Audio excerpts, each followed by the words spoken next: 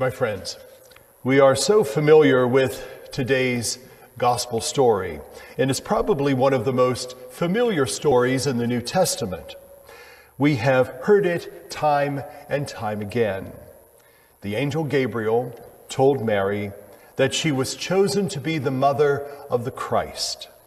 And after the angel's explanation of how this would come about, Mary simply responded, "I am the handmaid of the Lord. Let it be done to me as you say." That was the start of something big. And that something big had been in the heart of God from the beginning of time. Yet all of it waited the response of Mary. God did not invade her life, did not compel her cooperation. God will not even do that to you and to me. You see, Mary was a volunteer.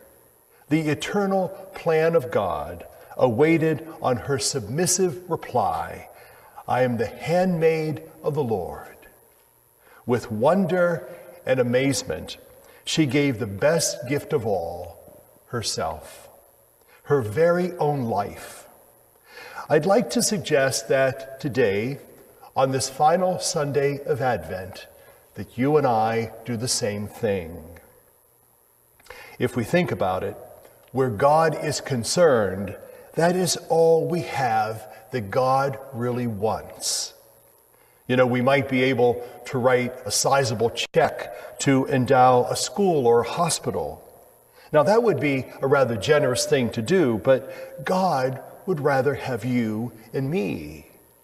If God had to choose between you and your money, God would choose you every time. You know, that is true for two reasons. First, God loves us, and we can't pay for love with money. And second, the only thing that will answer to love is love. Now let's take that a step further, and I think we'll discover what people want from us. I read the story about a young woman whose life had gone from bad to worse. She had experienced emotional problems with drugs and alcohol, all the things that go with that. And talking with a counselor, this is what she tried to figure all out.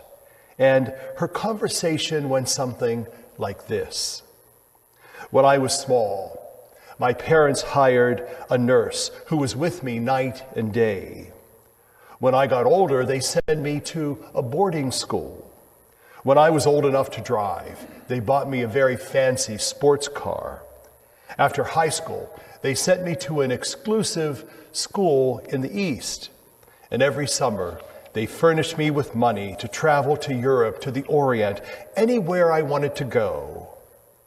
I guess I could say that they gave me everything except what I needed most.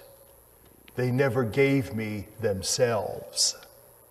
You know, that story is probably a lot more common than any of us would like to admit. I'd like to close by recognizing that giving yourself is also the most difficult gift to give. Now, Mary did it so graciously that she made it seem so easy. But don't fool yourself. There was nothing easy about it. Remember the words of the prophetess Anna, who told Mary that because of her child, her heart would be pierced with a sword. Standing by her son's cross, I'm sure she understood exactly what that meant. The giving of oneself is perhaps the most difficult thing that any of us will ever have to do. Now, I didn't tell you that I was going to suggest an easy gift to give to God and others. I said the best gift.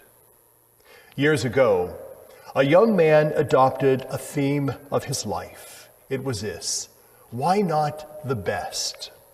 Well, that young man became President of the United States. That probably will never happen to any of us.